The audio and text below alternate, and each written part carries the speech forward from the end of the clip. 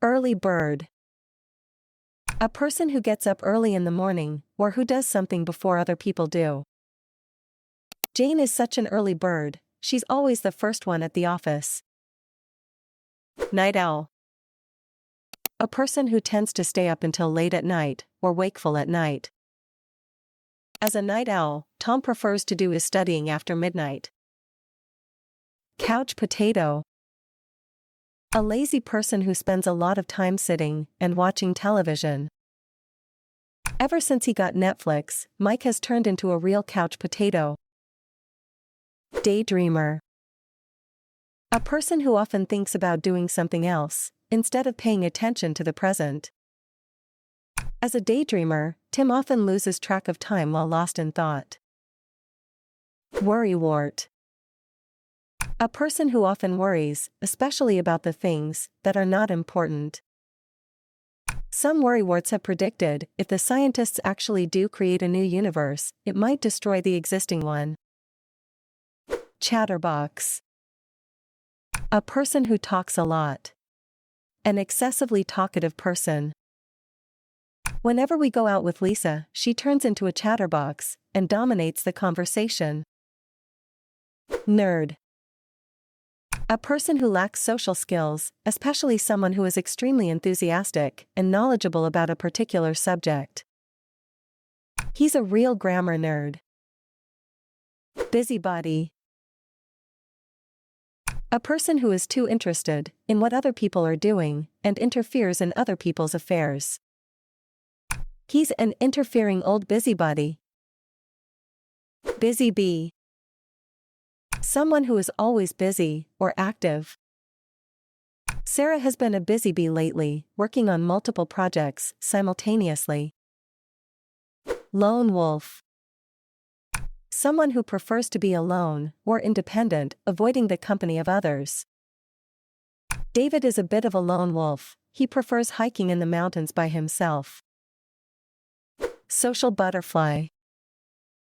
Someone who enjoys socializing and being around other people, often attends many social events. Despite being an introvert, John transforms into a social butterfly at parties. Wallflower. A shy person who doesn't like to be involved in social activities and doesn't get much attention. Wallflowers are often girls or women who are introverted or have social anxiety. Although she loves dancing, Emma usually ends up being a wallflower at parties. Free spirit. Someone who is independent, adventurous, and unconstrained by societal norms or expectations. They raise their children to be free spirits. Homebody. A person who likes spending time at home, rather than going out with friends, or traveling to different places. Since the pandemic started, Mark has become a homebody, he rarely leaves his apartment. Jack of all trades. Someone who is skilled in many different areas, or can do many different types of work. For example, someone who can program computers, fix plumbing, and bake a cupcake is a jack of all trades. Teetotaler.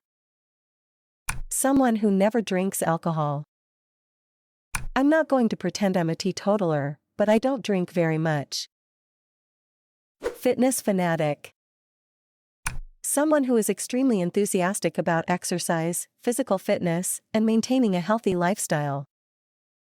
Mark is a fitness fanatic, he goes to the gym every day, and even competes in marathons. Scatterbrain. Someone who is forgetful, disorganized, or easily distracted. I'm such a scatterbrain, I forgot my keys at home again. Bookworm. Someone who loves to read, and spends a lot of time reading books. Ever since she learned to read, Sarah has been a total bookworm. Workaholic. A person who works a lot of the time and finds it difficult not to work. Sarah is a workaholic, she's always the last one to leave the office, and rarely takes vacations. That's the end of the lesson. Now, it's time to put your newfound knowledge to the test. Let's see how well you've learned these words in this lesson. How would you describe a person who frequently finds themselves thinking about something else instead of paying attention to the present?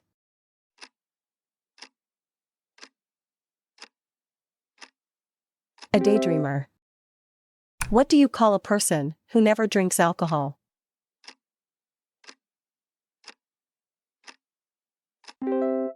A teetotaler. How would you describe someone who is shy and sits apart from others at parties?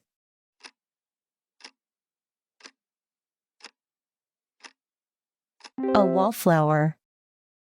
What do you call a person who is skilled in many different areas?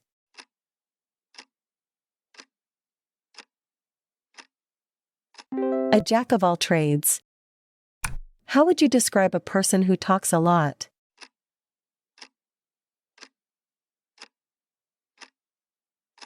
A chatterbox. If you want to improve your vocabulary, I have listed some of the great books in the description below, and I'll also provide the link where you can get your first audiobook for free, and I really recommend it. I hope you enjoyed the quiz. How many answers did you get right? Let me know in the comments. And if you found this video useful, hit the subscribe button and the bell icon for more videos like this.